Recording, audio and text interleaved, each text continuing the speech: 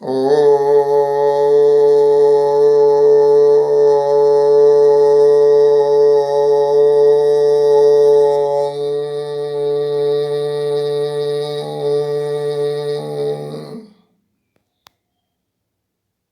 सबको सादर सप्रेम नमस्ते जी। आज संध्या पर हम 7वीं चर्चा करेंगे। मनसा परिक्रमा के 6 मंत्रों के विषय में हमने चर्चा आरंभ की थी। इन 6 मंत्रों के प्रथम भागों में इस बात का ध्यान दिलाया है कि ईश्वर 6 दिशाओं में है, जिनमें समस्त जगत आ जाता है, अर्थात ईश्वर की सर्वव्यापकता को दिखाया है। और केवल एक सामान्य नाम ईश्वर कहने के स्थान पर ईश्वर के गुणों के अनुसार ईश्वर के 6 नाम अलग अलग लिए गए हैं। हम प्रातःकाल उठ करके सूर्य का दर्शन करते हैं तो सूर्याभिमुख होते हैं, तो जिस दिशा में हमारा मुंह होता है उसको पूर्व ये प्राची दिशा कहते हैं।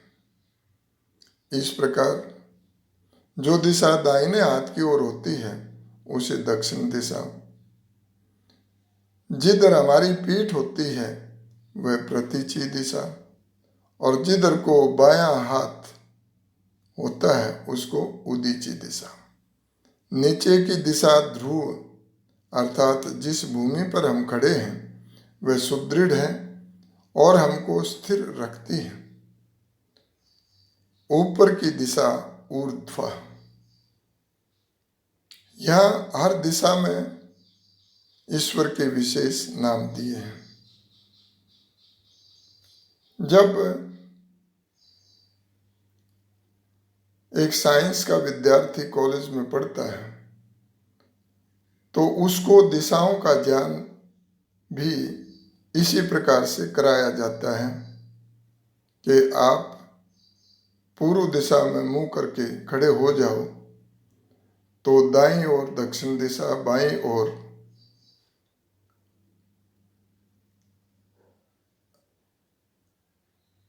उदीची उत्तर दिशा आदि आदि।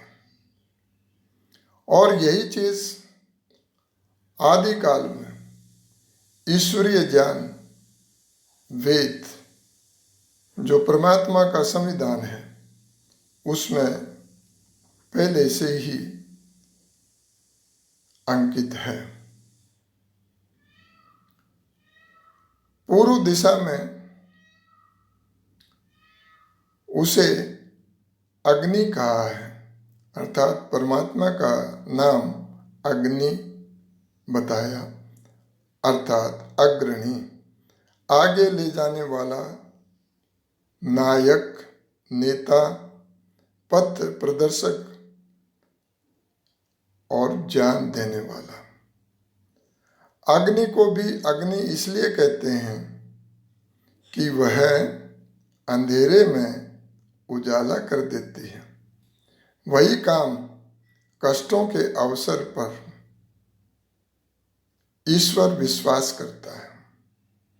दाहिने और ईश्वर को इंद्र, ऐश्वर्यवान परमात्मा कहा, जो शक्ति, वीर्य, बल, सामर्थ्य का प्रतीक है।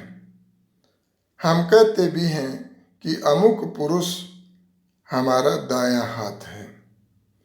ईश्वर से अधिक दाहिना हाथ हो भी कौन सकता है।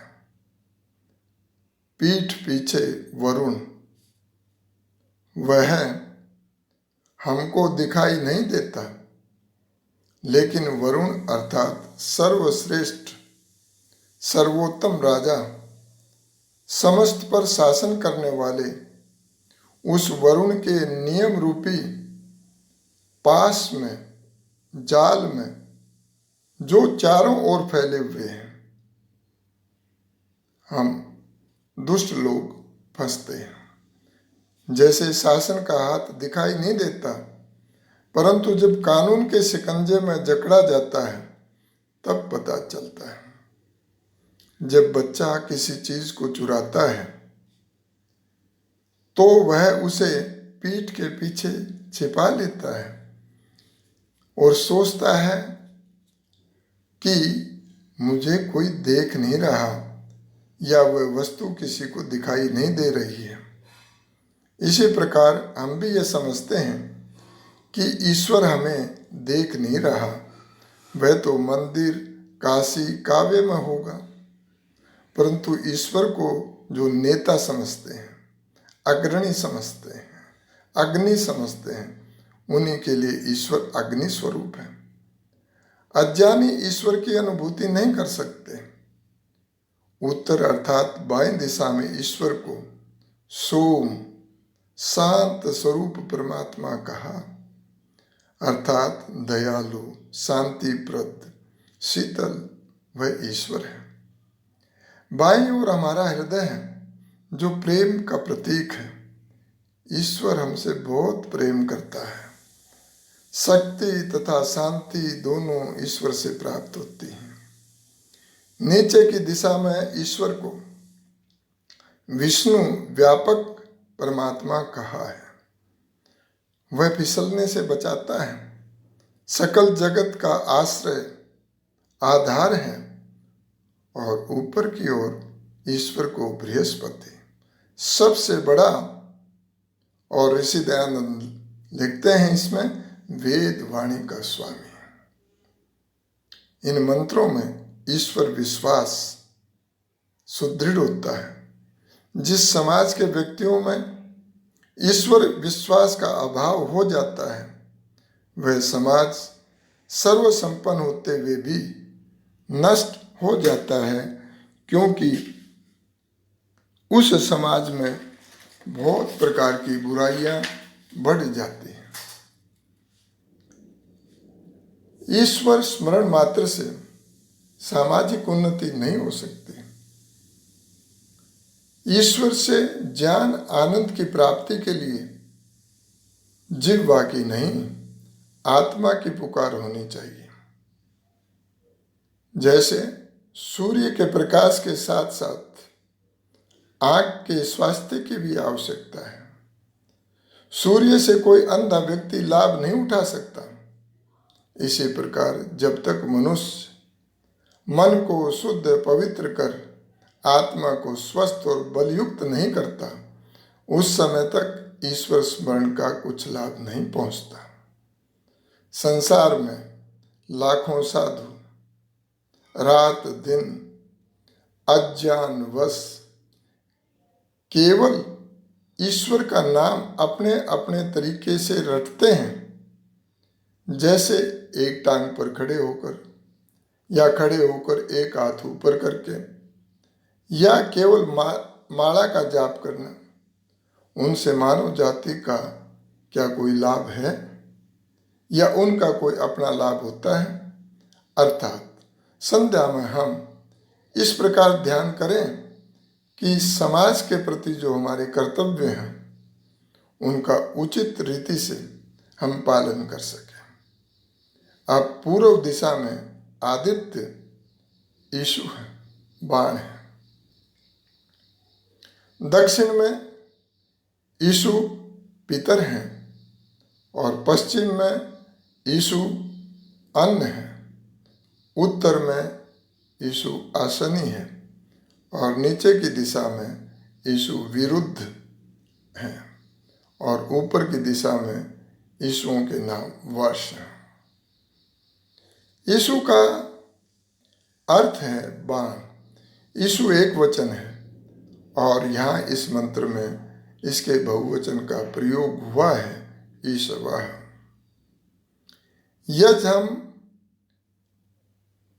उन कीटाणुओं के विनाश के लिए करते हैं जो रोग उत्पादक होते हैं, जैसे मलेरिया, कोरोना के कीटाणु।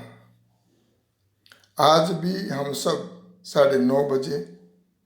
इस प्रकार का यज्ञ इस कोरोना को दूर करने के लिए निश्चित तौर पर करेंगे। इसी प्रकार समाज द्वारा हम उन कुत्सित जनों को की रोकथाम करते हैं जो हमारे शुभ कर्मों में बाधा डालते हैं, जैसे चोर, डाकू, दुष्टजन। आपने वैद्य लोगों से सुना है कि अमुक औषध रामबाण है। बाण या तीर ही तो यीशु है। मनसा परिक्रमा के मंत्रों में बाण या यीशु का क्या अर्थ और वो किस किस रोग के लिए रामबाण है, इसकी चर्चा हम कल 8वीं चर्चा में करेंगे। ओम शांति शांति शांति। सबको नमस्ते जी।